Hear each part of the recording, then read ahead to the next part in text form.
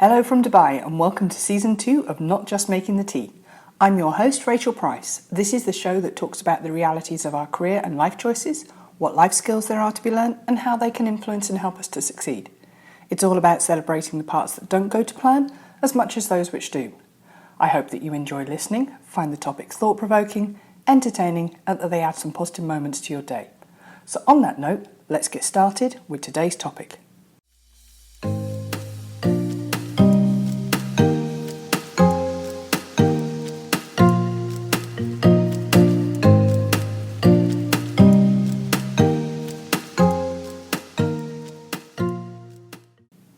Five areas of personal development. So how familiar are you with the term personal development? Is it something that you partake in regularly, or are you wondering what I'm even talking about? Whether you are the former, the latter, or somewhere in between, this episode will help you level up on your personal growth, or help you begin your personal development journey. Let's first start with what is personal development. It's a very broad subject.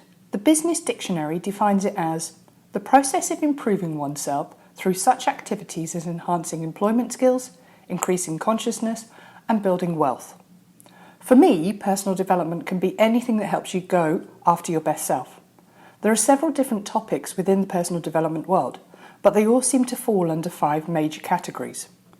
The categories are mental, social, spiritual, emotional, and physical. Today we're going to cover briefly each of these categories, so stick around to learn how to add personal development into your everyday life, no matter how busy your day is.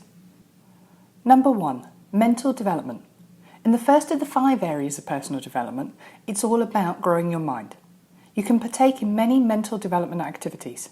Some examples are taking a class, reading a book, or watching informational YouTube videos to improve your skills. By setting aside some time each day, or even each week, you will see growth in your career, increased productivity, and so much more. My favourite activities to do in this personal development category are reading books on topics within my industry, listening to podcasts, and taking courses. During the past year, we've seen a big increase in the availability of online learning options. As a person who doesn't want to stop learning just yet, earlier this year I took an advanced certificate in design thinking over at IDEO. The chance of talking to individuals around the world on a topic which interests me was great, and I was able to get accreditation for it, so it was a win-win. So how do you prioritise mental personal development in your life? What activities do you enjoy doing, and what do you get from them? Number 2, social development. This category is all about improving your communication skills. In my opinion, this category is the most overlooked. However you look at it, social personal development is an important activity to practice. How about learning a new language, practicing your public speaking skills, and committing to do some more active listening? These are all activities that can help with social personal development. When was the last time you did any of these activities? If it's been a while, I want to challenge you to pick at least one and take some time to practice it this week. Number 3, spiritual development. Spiritual personal development will mean something different for each person. The best way that I know how to describe it is anything that brings you peace and helps you to connect to your true self. The activities that fall under this category can be anything from spending time in prayer, reading your book of faith, taking a walk in nature, or meditating. During my spiritual development time, I like to participate in self-reflection via meditation and taking some quiet time out. But I also like to spend time reading. What activities do you enjoy for your spiritual life? Number 4, emotional development. Emotional personal development can be, emotional. Because of this, it can be easily brushed off.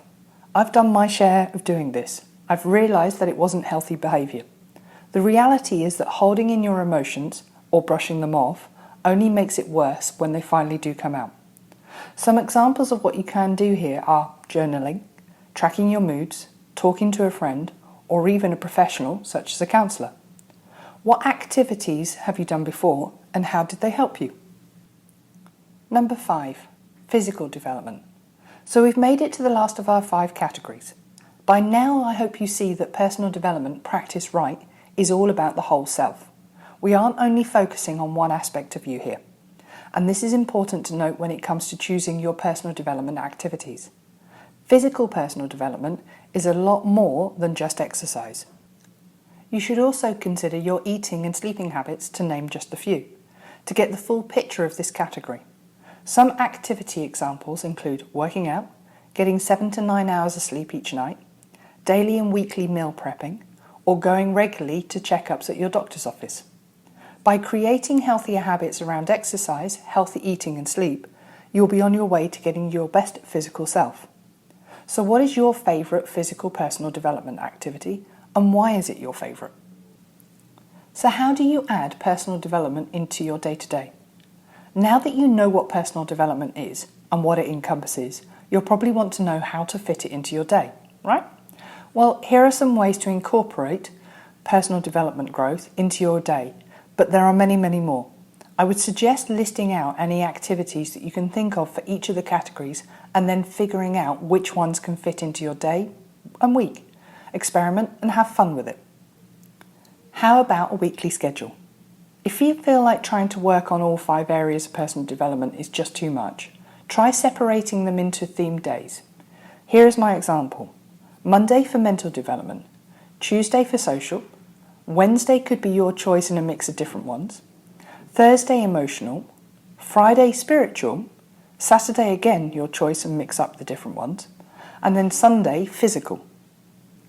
Or you might find it's appropriate to mix up 2 together, such as physical and mental. For me, I love to go cycling on my turbo trainer whilst listening to podcasts, so therefore I'm hitting my physical and I'm also hitting my mental development. If your day is already packed and you have no idea how to add personal development into it, try some of these activity options. Each of the following either takes minimal time or can be done whilst doing something already that you've planned. So, mental. Listening to a podcast on your commute to work. Shameless plug here, the Not Just Making the Tea podcast is full of short but motivational and informational discussions. Social. Instead of going solo on your lunch break, why not ask one of your co-workers or friends to join you?